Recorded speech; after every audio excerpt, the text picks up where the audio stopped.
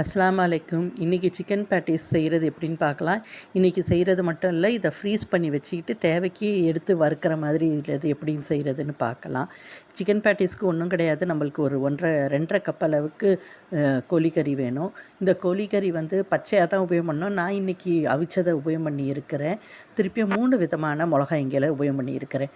ஒன்று பஜ்ஜி மிளகா, ஒரு பச்சை மிளகா, ஒன்று கொடை மிளகா. இது வேறு வேறு கலரில் இருந்தால் கூட பார்க்க ரொம்ப நல்லாயிருக்கும். பேட்டிஸு நீங்கள் உபயோகம் பண்ணிக்கலாம். ஒரு வெங்காயம், கொஞ்சம் கொத்தமல்லி, இவ்வளோ தான் தேவையான பொருளுங்க. கோழிக்கறியை நான் வேக வச்சு எடுத்துருக்கிறேன். நீங்கள் வேக வைக்காமல் கூட உபயோகம் பண்ணலாம். நான் வந்து இந்த வேலைக்கு போகும்போது மகளுக்கு வறுத்து கட்டுறதுக்காக நான் வந்து வேக வச்சு எடுத்துக்கிட்டேன். அப்போ நம்மளுக்கு உள்ளே வெந்துச்சா இல்லையான்ற பயம் இருக்காது இல்லைங்களா, அதனால் எடுத்துருக்கிறேன். அதுக்கப்புறம் இந்த எல்லா காய்கறிங்க, இந்த மிளகாய்களும் வெங்காயத்தையும் முதல்ல ஒரு சாப்பரில் போட்டு நல்லா சாப் பண்ணிக்கிங்க. அது சாப் பண்ண பிறகு கடைசியாக கொத்தமல்லியை போடுங்க. முதல்லையே கொத்தமல்லி போட்டுட்டிங்கன்னா கொத்தமல்லி காணாமல் போயிடும். அதுக்காக தான் எல்லாம் பொடியாக நறுக்கிறது, சாப்பரில் போடுறது ரொம்ப சுலபம். அதனால் அப்படி செஞ்சுக்கிங்க. இப்போ 2.5 கப் அளவுக்கு கோழிக்கறி வேக வச்சுருந்தேன் இல்லைங்களா, எலும்பு எடுத்துட்டு அந்த கோழிக்கறியை மிக்சியில் அரைச்சி எடுத்துக்கிட்டேன். மின்ஸ்டு மீட்டு மாதிரி, நம்ம கொத்துக்கறி மாதிரி எடுத்து வச்சுக்கிட்டோம். இப்போ எல்லா மசாலாவையும் நம்ம சேர்க்க போகிறோம். ரொம்ப சிம்பிள் தான். சீரகப்பொடி 1 ஸ்பூனு, கரம் மசாலா 1 ஸ்பூனு, இது என்னது நம்ம சில்லி ஃப்ளேக்ஸு அது 1 ஸ்பூனு. ஏன்னு சொல்கிறோன்னா, சில்லி ஃப்ளேக்ஸ் போட்டோன்னா அது பார்க்க கொஞ்சம் நல்லாயிருக்கும். காரமாக இருக்குமான்னு நினச்சிங்கன்னா கண்டிப்பாக காரமே இருக்காது. ஒரு பச்சை மிளகா தான் போட்டிருக்கோம், மற்ற மிளகாய்களில் காரம் கம்மி தான். அதனால் திருப்பியும் உப்பு தேவையான அளவு, திருப்பியும் 1.5 கப் அளவுக்கு ப்ரெட்டை நல்லா பொடி பண்ணி எடுத்துக்கோங்க. இப்போ ஃபஸ்ட்டு ஒரு கப்பை போட்டு பிணைஞ்சிங்க. தேவைப்பட்டுச்சுன்னா கூடவா இருக்கிற அந்த ஒரு 1/2 கப்பு ப்ரெட் க்ரம்ஸை போட்டு பிணைங்க. இது ஏன் போடுறோன்னா, நம்ம வெங்காயம் பச்சை மிளகா எல்லாம் அரிஞ்சிருக்கிறோம் இல்லைங்களா, அதுலேருந்து தண்ணி விடும். அந்த தண்ணியெல்லாம் இது இழுத்துரும், அப்சர்வ் பண்ணி எடுத்துரும் இந்த சிக்கனு. பச்சை கறியாக இருந்தாலும் பச்சை கறியிலேருந்து தண்ணி விடும், அதுவும் இழுக்கிறதுக்கு சரியாக இருக்கும். அதனால் நீங்கள் அந்த ப்ரெட் க்ரம்ஸு அளவு பார்த்துக்கிட்டு நம்மளுக்கு நல்ல ஒரு ரொட்டி மாவு மாதிரி பிணைஞ்சி எடுத்துக்கிட்டு உப்பு பார்த்துக்குங்க. இப்போ தான் இவ்வளோ தான் இது தேவையானது, சிம்பிளானது. திருப்பியும் அதை நல்லா ரொட்டி மாவு மாதிரி பிணைஞ்சதுக்கப்புறமா உருண்டைங்களை பிடிச்சி வச்சுருங்க. நான் சொல்கிறேன், இந்த மாதிரி ப்ராசஸில் செய்யும்போது என்ன ஆகும்னா, உங்கள் கை அழுக்காகாமல் கொஞ்சம் நீட்டாக வேலை செய்யலாம். அதான் முதல்ல உருண்டை எல்லா மாவு கம்ப்ளீட்டாக அவ்வளோ மாவையும் உருண்டையை பிடிச்சிருங்க. திருப்பி அவ்வளோ மாவையும் முட்டையில் ஒரு வாட்டி கோட் பண்ணி எடுங்க. இப்போ ப்ரெட் க்ரம்ஸில் உடனே கோட் பண்ணாதீங்க.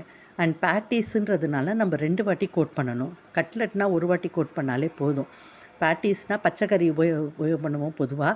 அந்த நேரம் அந்த கறி வந்து பிரிஞ்சு வெளியில் வந்துடும். அதுக்காக 2 வாட்டி கோட் பண்ணணும். நம்மளுக்கு எல்லா இடமும் அசிங்கமாக மெஸ்ஸி ஆயிரும். அதனால் நான் சொல்கிற மாதிரி விதத்தில் பண்ணிங்கன்னா ரொம்ப சுலபமாக இருக்கும். முதல்ல முட்டையில் 1 வாட்டி கோட் பண்ண பிறகு இப்போ ப்ரெட் க்ரம்ஸில் கொஞ்சம் மிளகாத்தூளும் கொஞ்சம் உப்பையும் சேர்த்துக்குங்க. ஏன்னா ருசியே இல்லாமல் சல்லுன்ட்டு இருக்கும் நம்மளுக்கு, அது இல்லைன்னா. அதுக்கப்புறம் ஒரு உருண்டையாக போட்டு அதை கோட் பண்ணி எடுத்துக்குங்க தனியாக பவுடரில். இந்த போட்டு எடுத்ததுக்கு அப்புறமா திருப்பி அடுத்தது 1 வாட்டி நீங்கள் வந்து முட்டையில் அதே மாதிரி கோட் பண்ணிவிட்டு எடுக்கணும். திருப்பியும் இது என்னது ப்ரெட் க்ரம்ஸ்லேயும் 1 வாட்டி கோட் பண்ணி எடுக்கணும். எடுத்தீங்க அப்படின்னா உங்களுக்கு ஒரு திக்கான லேயர் வரும். நீங்கள் வறுக்கும்போது உங்களுக்கு அந்த சிக்கன் பேட்டிஸ் வந்து பிரிஞ்சு வராமல் இருக்கும். இப்போ சிக்கனில் மட்டும் இல்லை, இதில் நீங்கள் வேறு எதுனாலும் உபயோகம் பண்ணிக்கலாம். வேறு கறி என்னது மட்டன்னு கூட உபயோகம் பண்ணிக்கலாம், காய்கறிங்க உபயோகம் பண்ணிக்கலாம். அவ்வளோதான். பீஃப் எல்லாம் உபயோகம் பண்ணோன்னா வேகுமான்னு தெரியலை எனக்கு. நான் பொதுவாக இதில் தான் செஞ்சுருக்கேன், காய்கறிகளில் செஞ்சுருக்கிறேன். அவ்வளோதான். இதே மாதிரி 2வது கோட் பண்ணி எடுத்துகிட்டு அதுக்கப்புறமா ஷேப் பண்ணிடுங்க. ஷேப் பண்ணிட்ட பிறகு நீங்கள் என்ன பண்ணுங்கன்னா, எந்த ஷேப் பண்ணியிருக்கிறீங்களோ அதே பாத்திரத்தில் பிளேட்லேயோ பாத்திரத்துலேயோ நீங்கள் ஷேப் பண்ணதை எடுத்து ஃப்ரீசரில் ஒரு மணி நேரம் வச்சுருங்க.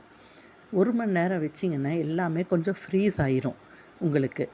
அது ஃப்ரீஸ் ஆனதுக்கு அப்புறமா அதை வந்து வெளியில் எடுத்து நீங்கள் வந்து ஒரு டப்பாவில் வச்சிங்கன்னா உங்களால் ஸ்டோர் பண்ண முடியும். இப்போ நம்ம 2 வாட்டி கோட் பண்ணிட்டோம், நான் டப்பாவில் வந்து லேயராக பேப்பரை போட்டு ஸ்டோர் பண்ணுறேன் அப்படின்னு சொல்லி நீங்கள் வந்து முதல்லையே அடுக்காதீங்க.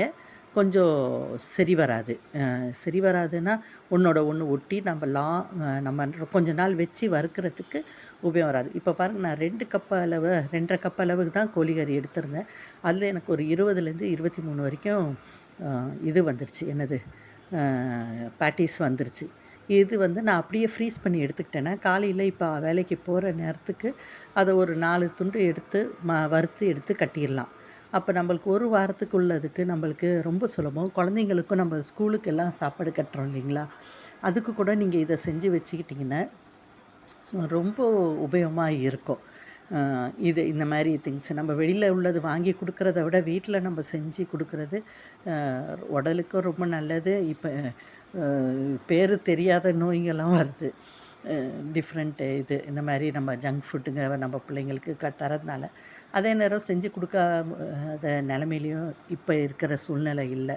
பிள்ளைங்களுக்கு நம்ம இதெல்லாம் செஞ்சு தர வேண்டியதாக தான் இருக்குது. கொஞ்சம் மெனக்கெட்டுட்டு நம்ம இது ஒரு நாள் செஞ்சு வச்சுட்டோன்னா ஒரு வாரத்துக்கு நம்மளுக்கு கவலை இல்லாமல் இருக்கும். நான் இப்போ என்ன பண்ணுறேன்னா, அப்படியே எடுத்து ஃப்ரீஸ் பண்ணிட்டேன் ஃப்ரீசரில் ஒரு மணி நேரம் ஃப்ரீஸ் பண்ணதுக்கப்புறமா பார்த்திங்கன்னா எடுத்திங்கன்னா இப்படி ஹார்டாக இருக்கும். 1 மணி நேரம் கழித்து நீங்கள் என்ன பண்ணுங்கன்னா, அதை எடுத்துட்டு எந்த டப்பாவில் நீங்கள் ஸ்டோர் பண்ண விரும்புகிறீங்களோ அந்த டப்பாவில் ஒன்றுக்கு மேலே ஒன்றே அடுக்கிடலாம், ஒன்றும் ஆகாது. இதே நீங்கள் பச்சையாக எடுத்து அடுக்குனீங்கன்னு வைங்களேன், பிரிஞ்சிரும், உடஞ்சிரும், திருப்பி எடுக்கும்போது ஒன்றோட ஒன்று ஒட்டிரும், உங்களுக்கு வந்து ஒழுங்காக வராது. அதனால் ஃப்ரீஸ் பண்ணுறது மட்டும் நீங்கள் வந்து பார்த்துக்கணும். ஒரு மணி நேரத்துக்கு நீங்கள் தனித்தனியாக வச்சு ஃப்ரீஸ் பண்ணிட்டீங்கன்னா, அதுக்கப்புறமா நீங்கள் எந்த ஒரு டப்பாவில் வேணாலும் அடுக்கி எடுத்து வச்சுக்கலாம். நம்ம முறுக்கு அதர்செல்லாம் அடுக்குவோம் இல்லைங்களா, அந்த மாதிரி அடுக்கி ஃப்ரீசரில் வச்சுக்கலாம்.